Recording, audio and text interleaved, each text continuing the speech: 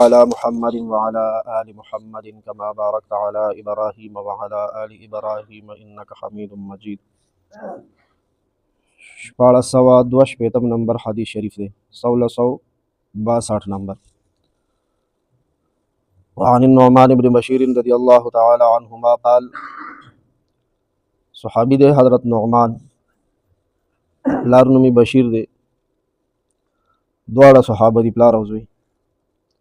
الله پاک دې دواړو ناراضي شي، الله پاک دې د خپل ځان ناراضي کړي، الله پاک دې زما ستا او د ټول امت د طرفه بهترینی بدلی ورکړي.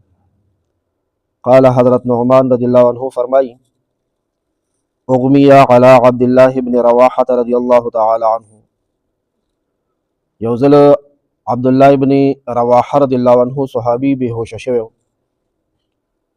حضرت نعمان رضی الله عنه فرمائی وی عبداللہ ابن رواحہ رضی اللہ عنہ بےہوش شوی و، چې بےهوش شو نو خور یې ورسره حاضره وه، هغې ویل ګینې وفات شو. فجعلت اخته تبکی، نو خور یې په جړا سر شوه، په جړا لاس پورې کو، په جړا شوه جړلي. وتقولو په جړا کې داسې الفاظ ویل، وا جبلا وا کذا وا کذا، تعدد علیه، زما غره رورا دا چغی والی، او های زما د داسې خوبیانو والا او داسې خوبیانو والا، خوبیانی او بادریانی والا را یادولی. فقال حين فاق، حضرت نعمان رضی اللہ عنہ فرمائی چې کله حضرت عبداللہ بن رواحہ رضی اللہ عنہ ہوش کرالو، نو دی خور ته فرمایل، ما قلت شیئا، خور ته به چې په ما په ویر کې کم ټکی کولو، وا جبلاه دی ویل چې اے غر رورا، اے بادر او زمری رورا، چې څه به دی ویل که نه. نو دغه وخت کې ملایکې مقرر شوې، الا قیل لی، هغې به ماته ویل، او د رټنې په طور به یې راته ویل، ډېرې په قهر وې راته ملایکې، هغې به ویل انت کذلک، ورکه جواب که نه، ته داسې یې چې دا څنګه تا باندې ویر کېږي او دي په مدو کې څنګه یادوي، ته ورکه جواب که نه، ته د رښتیاو غر یې، ته د رښتیاو داسې یې. رواه البخاری، دا حدیث امام بخاری رحمہ اللہ صحیح بخاری شریف کی نقل کرے دے. کتاب المغازی باب غزوة موتا من ارض شام. حدیث تم پامو نو پویشوی بیو پی پخپلم. دا حضرت عبداللہ ابن رواحہ رضی اللہ عنہ چدا کما خور بی بیوا، مشارحین دا دے ناما عمرہ خود لے دے، عمرہ رضی اللہ عنہ. او حدیث کی دا مسئلہ دا چی علماء کرام فرمائی چې کوم کس وفات شوی او د مړي وارثان د داسې خوبیانې بیانوي چې کومې په ده کې نه وي، په ژوند خو چې کومې سړي کې وي که نه خوبیانې، هغه هم نظر اندازي که نه، داسې ده که دا موږ څومره ملګري ناست یو اورېدونکي، په هر چا کې خپلې کوالټیانې دي، خوبیانې دي، خو په ژوند مونږ خلک د یو بل خوبیانو ته نه ګورو، او په مرګ بیا ورکې داسې خوبیانې هم وایو چا پکې نه وي. نو دلته دا طرف بیانېږي، دا چې چا کې کومې خوبیانې نه او مرګ نه پاسې خلک ورته یادوي، او بیا خصوصا د هغه په لاش باندې جړا کېږي او یادوي یې. عام طور باندې دا قصه هم د ښځو کې ډېره د زنانو کې، او دا قصه هم د زنانه ده. الله پاک دې موږ او تاسو ټول له فهم او سمج او پوهه راکړي. نو چې کومې خوبیانې ورکیني او ژوندی په مړي باندې بیانوي، نو ملایکې وله سزا ورکوي، او سزا ورکولو سره ترې نه پوښتنه هم کوي چې ورکه جواب که نه، ولې تا کې دا خوبیانې شته، وې در کې دا خوبیانې در کې وې، او سزا ورله څنګه ورکوي. رستو بیا بل حدیث شریف را روان دی، په دې سینه باندې مخامخ په موغکو باندې وهي دا مړې ملایکې، او د هغه قصور پکې نشته دی. دا سوال مخکې هم ذکر شوی، که تاسو ته یاد شي، دې ذکر اوچت شو، د مړي خوار ورکې څه قصور دی. قرآن شریف کې راغلی دی چې لا تزر وازرة وزر اخرى، یو کس به د بل کس د ګناه بوج نه پسروي، یعنی یو ته به د بل د ګناه سزا نه میلاویږي.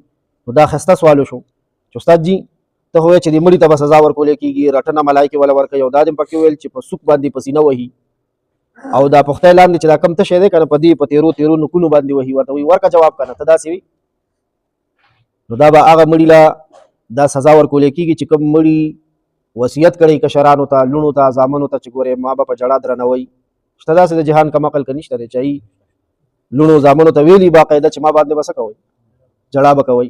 دا به داسې مړي ته دا سزا ملاویږي چې چا وصیت نه کړي هغه ته به نه ملاویږي. او دویم شارحین د حدیث دا خبره هم کوي علما کرام چې دا سزا به هغه کس ته ملاویږي چې د په داسې ماحول کې ژوند تیرولو، داسې معاشره کې، داسې کلی وطن کې. زمونږ د کلی وطن څه نامه ده؟ موسازی. او د مالت هم څه نوم دی؟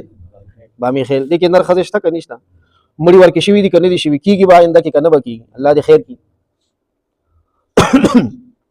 او د هر چا بیا خپل خیل دی. اوس دې کې یو د پلار خیل دی، یو د مور خیل دی، رشته داري یادو. او ځینې چې ورکې پردو کې رشته کړي هغه ورکې د سرګنۍ خاندان هم شته. داسې ده. نو د درې واړو باندې به نظر واچو چې دې کې داسې ښځې شته که نشته دی چې هغوی په مړي جړا کوي؟ نه به یې مړه. دا ډېر ښه خلک دي چې وي. نو په داسې وخت کې په مسلمان باندې وصیت فرض دی چې خپلو پسماندګانو ته به وایي، ځکه د مرګ څه پته لګي چې کله به راځي. او شته که نشته دی؟ نه به یې خرڅ کړی هم دی، شته دی مرګ. نو په داسې ماحول کې بیا وصیت فرض دی. او هغه الحمدلله تاسو کړی دی چې ګورئ زه د دې په حق کې نیم. نو بیا داسې مړی بچ دی. او نه چې یا یې وصیت کړی او یا د ده په ماحول کې داسې کېده او د منع نه کړي، نهي عن المنکر نه کړی، منع نه کړي، نو ده ته به د نهي عن المنکر د پرېښودو د وجې نه دا سزا ملاویږي. اوس پاتې شو دا خبره هم شارحینو کړې ده د حدیث. یو سړي کې واقع خو بیا نه وي او هغه د مرګ نه پس خلک یادوي، خپلو کې هم بیا ناست دي. دا مونږ درېمې باندې په کټونو کورسو کې چې ناستو خبرې کوو که نه، والله فلانی ډېر ښه سړی و یار، هغه به داسې کول، داسې به یې کول، داسې به یې کول. سهار به په وخت جومات ته راتلو، جومات به یې کولاولو، موټر به یې لګولو، صفونه به یې څنډلو، بلفونه به یې لګولو، ډېر ښه سړی و. او ټولو ناول به یې بانګ ویلو، ډېره موده یې بانګونه ویلو، تلاوت به یې کولو، دا به یې کول، هغه به یې کول، د کور مخه به یې صفا ساتله، او ګاونډیانو سره ډېر ښه او غریبو سره به یې لاس اخلاص کولو، تهجد به یې کول. چې خوبیانې ورکې کمې وي نو هغه بیانولی شي، په هغې کې څه ممانعات نشته دی، خو چې نه پکې وبیانوي. نو دا وصیت هم پکار دی خپلو کشرانو ته چې زما د مرګ نه بعد به داسې خوبیانې نه بیانوئ چې هغه په ما کې نه وي. هسې خو په ژوند هم مونږ او تاسو خوشحالېږو چې داسې خوبي دې زمونږ څوک بیان کړي چې مونږ کې نه. اوس زه وایم که نه والله دا فلانې نه دی، دا تهجد ګزار دی، او اوړی جمع بهار خزان د سره د تهجدو په وخت کې سجده نه لګوي او خوشحاله شي، واسکټ او کالر سم راسم کړي چې والله زه خو سیم. دا ګناه ده چې په دې خوشحالېږي سړی. هغه صفت په ځان کې راوستل پکار دي. بهرحال موضوع سره چې کوم حدیث دی هغه دا دی چې په مړي داسې صفات بیانول چې هغه کې نه او د منم نه کړي یا وصیت کړي نو ورته سزا ملاویږي. الله پاک زموږ د ټولو حفاظت وکړي. د مانځه سبق کوم ځای پورې ویلی شوی و؟ سمع الله لمن حمیده څه معنی وه؟ آفرین، الله قبول کو، الله واوریدو، الله قبول کو. حمد دا هغه چا چې څوک د الله حمد وایي. دا حمد داسې ټکی دی چې دا په دې الله پاک ډېر خوشحالېږي. که ستاسو خیال هر سړی په خپل تعریف خوشحالېږي که نه، خو الله پاک په حقیقي خوشحالېږي. ولې؟ یو نکته ده، ښه باریکه نکته ده، خو که تاسو ما ته لږه توجه. دا بنده چې د ده تعریف کېږي که نه، نو یا به د څه هنر او د لیاقت او د قابلیت، د مالدارۍ، د حسن، د هنر د څه تعریف به کېږي که نه، او دی په هغې خوشحالېږي. نو دا خوبیان دله چا ورکړي دي؟ نو دا خو پردی ورکړلی شوي دي که نه، او دی پرې خوشحالېږي. او د الله پاک خوبۍ خو څه دي؟ خپلې دي، ذاتي دي. نو الله پاک په خپل تعریف خوشحالېږي او دا حقیقت هم دی. حقیقت هم د ټول تعریفونه څومره چې دي که نه، دا د الله پاک دپاره دي. څلور قسمه تعریفونه دي. خالق چې د خالق تعریف کوي، خالق چې د مخلوق تعریف کوي، مخلوق چې د خالق تعریف کوي، او مخلوق چې د مخلوق تعریف کوي. دا ټول په حقیقت کې د چا تعریفونه دي؟ د الله. ګورئ، الله چې د خپل ځان تعریف کوي هغې خو هسې الله لایق دی. الله چې د مخلوق تعریف کوي نو دا په حقیقت کې د الله خپل تعریف دی. ولې؟ د مخلوق چې د کوم شي تعریف کوي، لکه د انوار تعریف کوي الله پاک، نو د انوار او د انوار کې دا خوبي چا پیدا کړي؟ نو دا هم د الله تعریف. او مخلوق چې د خالق تعریف کوي هغه هم حقیقت کې د الله تعریف دی. او چې مخلوق د مخلوق تعریف کوي، لکه د سپوږمۍ تعریف کوي، نو سپوږمۍ له دا حسن او دا رڼا دا چا ورکړي؟ نو دا په حقیقت کې د الله تعریف دی. نو خالق که د خالق تعریف کوي حمد کوي، خالق که د مخلوق تعریف کوي، مخلوق که د خالق تعریف کوي، او که مخلوق د مخلوق تعریف کوي. چې الله سره مینې بیا څلور واړه خبرې په لومبي ځل زده کېږي. او چې پام نه نو بس بیا خو پیسې زر شمارلی کېږي او دا نه شمارلی کېږي. ربنا لك الحمد، او دې ته تحمید ویل کېږي. دا لومبی چې کوم ټکی ویلی شو سمع الله لمن حمیده، دې ته تسمیع وایي. څه نوم دی؟ د مونځ دا سبق چې دی دا په ناموم پیژنو، د دې تسمیع نوم دی. دغه الفاظ دي سمع الله لمن حمیده، او معنی څه ده؟ الله پاک واورېده، قبول یې کړه. حمد د هغه چا چې چا د الله حمد ویل دی، معنا شو. حکم یې واورېد، دا سنت دي په مانځه کې ویل. څه دي؟ سنت دي. او ورپسې بیا ربنا لك الحمد، ربنا لك الحمد. په سمع الله لمن حمیده کې ترغیب ملو شو، او په ربنا لك الحمد کې په هغه ترغیب عمل شو.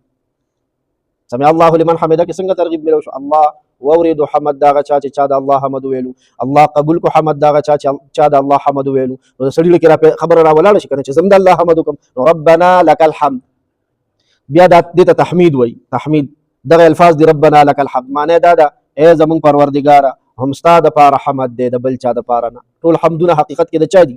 اوس هم ویل کنه خالق کده خالق حمد کوي، خالق کده مخلوق حمد کوي، مخلوق کده خالق حمد کوي، او مخلوق د مخلوق حمد کوي. دا ټول په حقیقت کې د الله پاک دي. لکه څنګه چې موږ الحمدلله رب العالمین کې ویلو سورۃ فاتحه کې.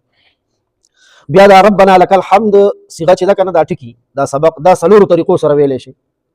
یو خدا ساده دی کنه ربنا لك الحمد، او یو دا چې سر کې ور سره اللهم ولګي نو بیا بسنګي اللهم ربنا لك الحمد، او بل دا چې لکه مخ کې وو ولګي اللهم ربنا ولك الحمد. دا بهتر دی، خدای ټول نه بهتر دی چې مخ کې ورکی اللهم زیات کی او منس کې ورکی وو زیات کی، چې ټکی زیات شو اجرم زیات شو. په یو ټکی باندې په مانځ کې الله پاک اجرونه ورکړي، اجر زیات شو، بیلنس زیات شو. او څلورمه طریقه دا چې اول کې اللهم او منس کې دا نه وي وو نه وي. ګوره ربنا لك الحمد، ربنا ولك الحمد، اللهم ربنا لك الحمد، اللهم ربنا ولك الحمد. دا څلور طریقې دي. بهتر ورکی اللهم ربنا ولك الحمد، اللهم ربنا ولك الحمد. دا بیا سمانه ده اے الله اے زمون پروردگار هم ستا د پر حمد او ثنا ده. وصلی الله تعالی علیه وسلم. صلی الله